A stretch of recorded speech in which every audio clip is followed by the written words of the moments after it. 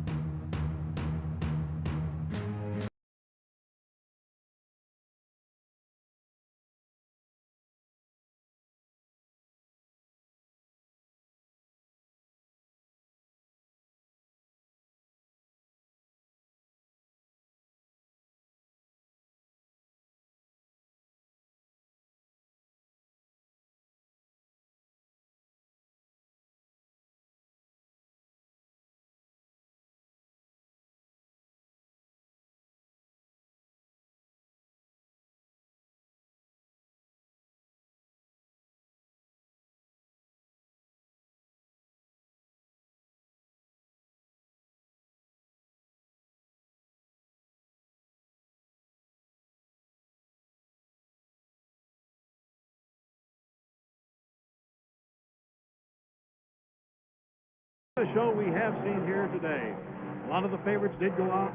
Bobby Allison went out. Cale Yarborough went out very early. A.J. Foyt went out of the race. Darrell Waltrip, one of the young Chargers, was out of the race after making a good run at the thing. But right now, there they are, two men. And they've completed 197 laps. Okay, when they come by here, they will be on the 199th lap. 198 completed. So the next time around, we will have the checkered, the white flag before the checkered. 1 lap to go. And it's as if a motor race was just starting all over again. The adrenaline's pumping right inside those motor cars. The driver is as excited now as he was before they asked, "Gentlemen, start your engine." And right now, both of them are thinking the same thing. Now, what does he choose to do? Does Richard Petty choose to lead going down the back straight on that last important lap, or does he fall back and let David Pearson do it? Does he feel confident that that car, that Dodge, will take him all the way through turn 3 and 4 without being questioned by Pearson on the draft up to the dogleg finish? That's where confidence comes in, and we'll just have to wait and see. Johnny Bruner Sr. Has always told the drivers, white flag is out, 1 lap to go, keep your eye on the rear vision mirror. He said it's extremely important. I don't believe that you have to tell Richard Petty to keep his eyes in the rear vision mirror. I reckon he's throwing it out the window right now. I don't think he's even interested. But there they go, and they're coming. Everybody is standing here at the Daytona International Speedway. Look at David Pearson. He has moved closer. Can he do it? He's going to pull out now. He's going to try for the draft. I don't know. He's down on the inside. He's got the lead, but there's a car ahead of him. There is a slower car ahead of him. And Richard Petty and Pearson go high. Pearson now has the lead. Petty tries to go back down on the inside as they come out of the 4th turn. They only have about 750 yards to go. Oh! It's a down straightaway. They did hit. Petty smashes into the wall. Will he come across the start-finish line? He's going to win the race. He's going to win it spinning, as he, I believe, will take the checkered flag. No, he did not make it. He is less than 100 yards from it. Here comes Pearson. Pearson is going to try to make it across the finish line. Petty has his car going. Pearson's going to win it. Oh, bashing the triangle. He wins the race. What a finish for a motor race. I've never seen anything like that. It's unbelievable. Unbelievable, because here is Richard Petty, not more than maybe 150 feet from it.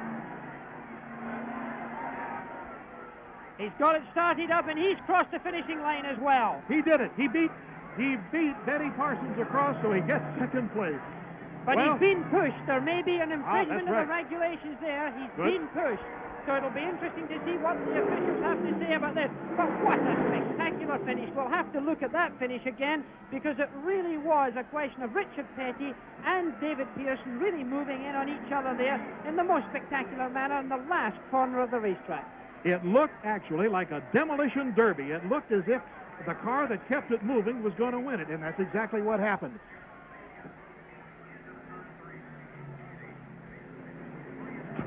Well, Chris, I don't know whether you saw it or not, but if you didn't, you really missed it. Rob, Richard's getting out of his car.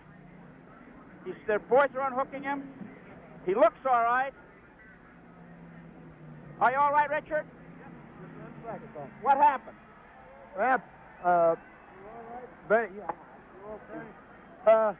face the camera on the road, Richard. They went around me, and he had to let off, and I drove on in under him. When I did, the front end broke loose and got him sideways.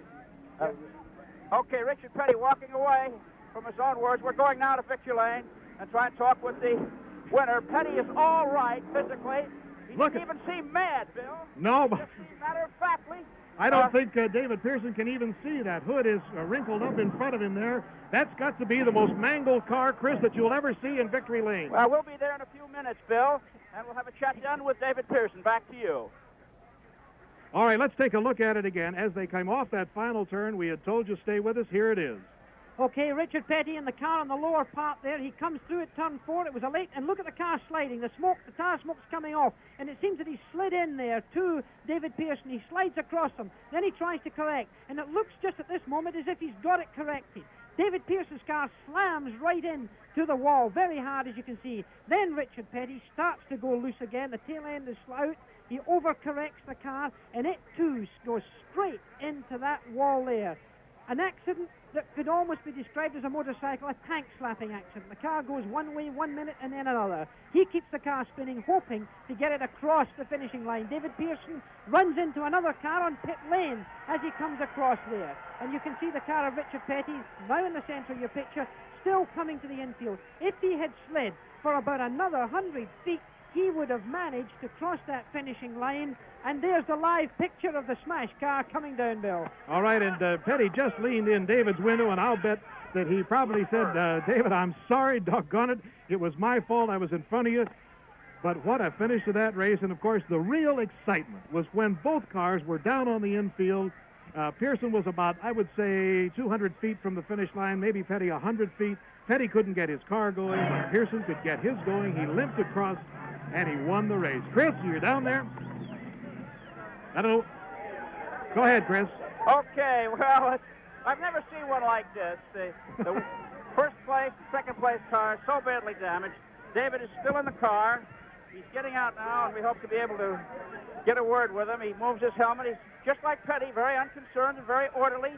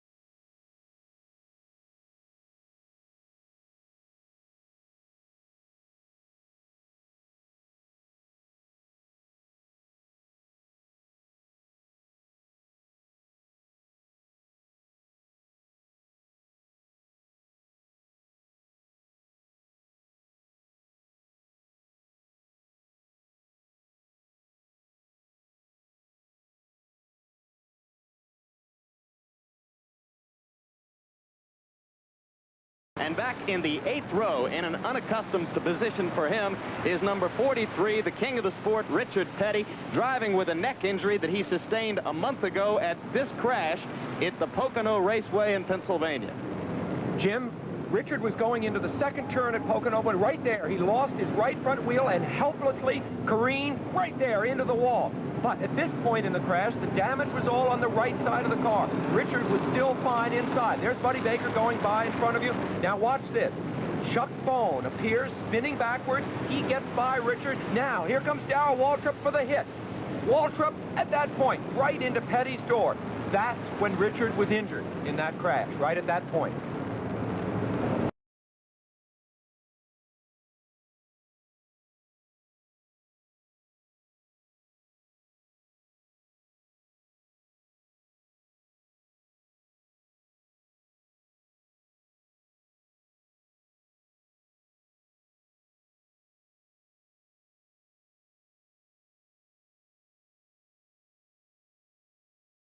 North Carolina. Bad trouble. Okay, a terrible crash. Richard Petty's car has turned over 7 or 8 times coming off turn 4 and was just struck by another car. It's one of the most violent accidents we've ever seen at the Daytona International Speedway here as leader Darrell Waltrip squeezes through. Petty's car nosed into the wall and then went sideways and barreled end over end and then side over side time after time. A terrible accident involving the man who has won this race 7 times over the years.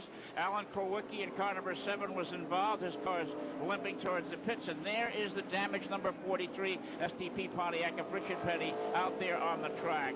It was really happened at one of the highest speed sections on the track, and we trust that Petty is okay in the car. Phil Barkdahl was involved in number 73. And we're trying to identify which other car. There's number 23, Eddie Bierschwal, Jeff Bodine in car number 15, and of course, Richard Petty, the man who has won 200 races in NASCAR events. A 50-year-old grandfather from Randleman, North Carolina, is still in the car as the safety men and the ambulance crews are out there now trying to minister to his needs. It was one of the worst accidents we've seen here in quite a while, Chris. As you can see the damage to the back of the car. Now the safety people are there as the other cars weave their way through. This is Trevor Boyes in car number 20. Eddie Bierschwal. Eddie Bierschwal in car number 23. He hit the wall very hard with the back of his car. And it looks as though Bierschwal is okay. They don't seem to be concerned themselves too, but parts of Petty's Pontiac are all over the racetrack. It's going to take a long, long time to clean up this damage as they're running the cars through the pits now. Because of the debris, right, of all the debris. So the racetrack has moved down to pit road now from the track itself due to the debris that has come off of Petty's cars and crashed over and over and over after hitting the outside wall at high speed. Most of the drivers are, as they're coming down pit road, making pit stops, as they normally do on caution flags. 107 laps complete.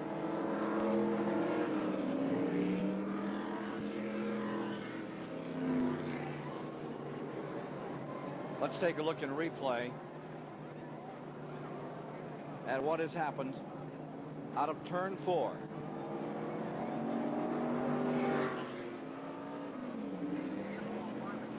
Richard Petty was running in a pack of cars, and the back end starts to go around, and looks like it might have been tagged by the car number 73 of Phil Barkdahl, and you can see Petty's car just cramming and turning over up against the wall, and other cars coming in. There's Barkdahl hitting him as he came by, and the Eddie Bierschwal car hitting one of the tires that came off the car. From another angle. That looks like the crash at Darlington years ago, Ned. Fortunately, it was staying on the nose of the car for so long, Ken, so it didn't look like it was really taking hard bounces down onto the pavement. And it dispels some of the energy. You must remind the viewers that these cars are built to take these kind of crashes. And there's Phil Barkdahl hitting the cement wall right in front of us. The chrome ollie frames that serve as a roll cage up under the roof to keep the car from crushing down on the driver.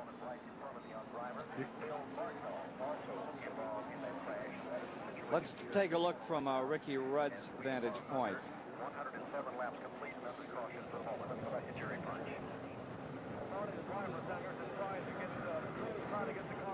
You can see the trouble start in front of him there. Whether the 73 car hit number 43, the 73 being driven by Phil Barkdahl, or Alan Kulwicki was in the middle of it too, and the car after a major accident in turn 4. Here's the latest report on Richard Petty. He has a broken right ankle, is in stable condition, and is being taken to the Halifax hospital. The other drivers involved in the incident, Alan Kulwicki, Phil Barkdahl, Eddie Bierschwal, Brett Bodine, and A.J. Foyt, have been released from the Infield Medical Center here at the Daytona International Speedway. Now, in further news, the press room is reporting that no one was hurt in the grandstand area as that car rocketed along the fence. No one hurt in the grandstand area. Now let's get the story from Brett Bodine. Brett Bodine, you were among the cars that slammed into Richard Petty. Your view of what happened? Well, when I came off the 4th turn, it was just a junkyard out there, and I tried to take the low line through the wreck, and just as I made a commitment to go low. I cut a right rear tire down. The car started turning sideways, and Richard come off the wall, and I couldn't control the car and run into him. At that point, there was just junk all over the place down there. Yeah, it was just pieces laying everywhere, and just unfortunate that we ended up hitting him again. He'd already taken a bunch of licks before I got there, and you know, we tried to miss everything, but unfortunately we couldn't miss him when he come off the wall. Still a bit of a madhouse down here. Thank you, Brett. Phil Barkdahl also involved out there. Your second year of tough luck down here at Daytona. First of all, you're okay.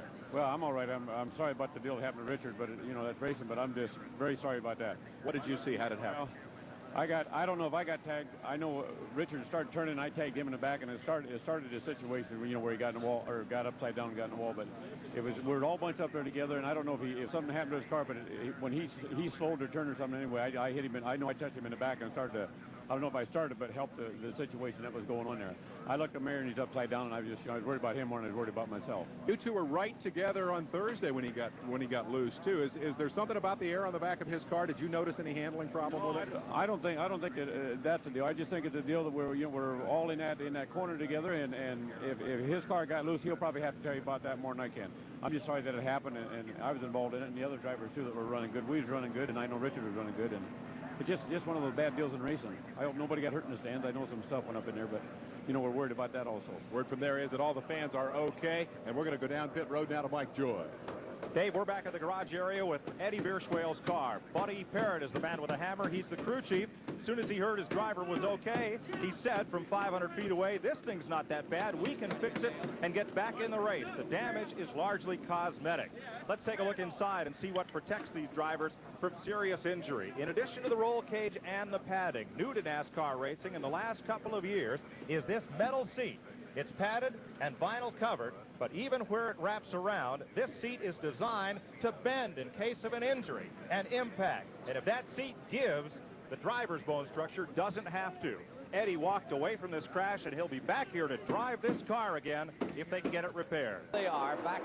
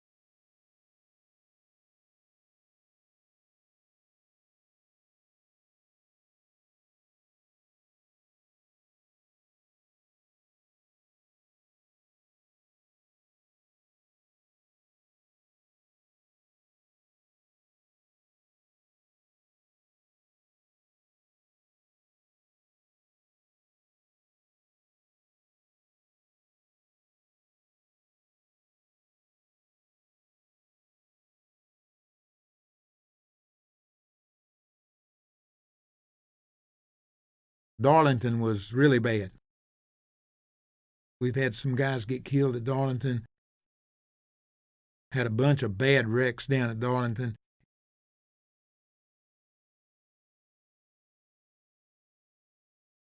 Got to going too hard in one corner, and I run into the wall and messed the front end up. I run, I don't know, 8 or 10 more laps and had got the car back up to speed. Golly, come off at 4 and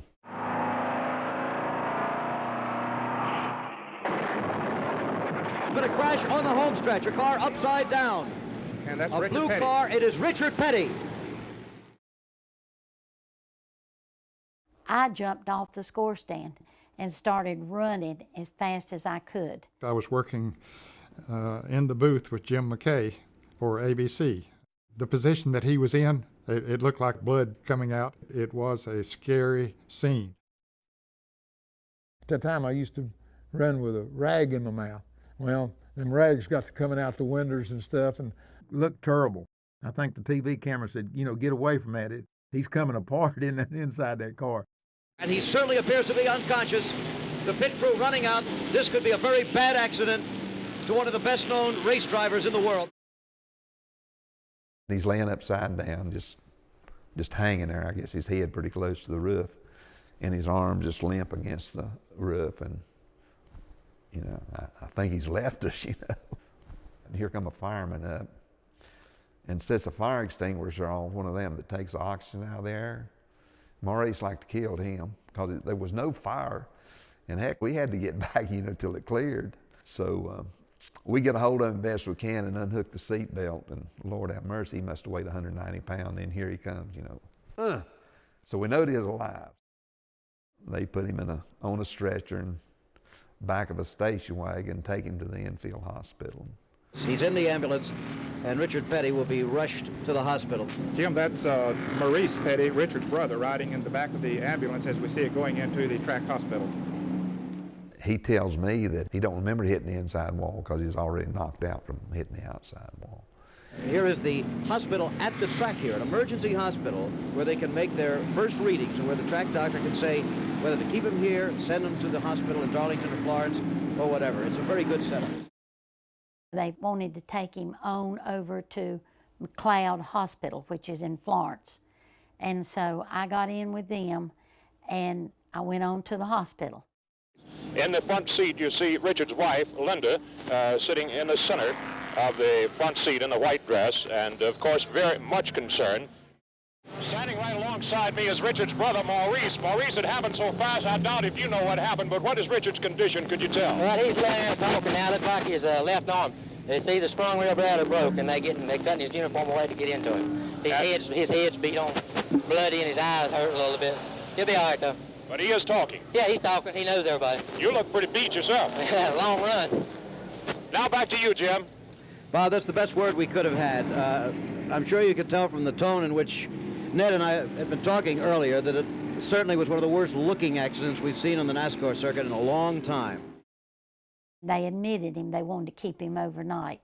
He had dislocated his shoulder. That was the worst thing that happened to him. It was just a devastating wreck, but a miracle that he was able to get through it and continue on with such a great career.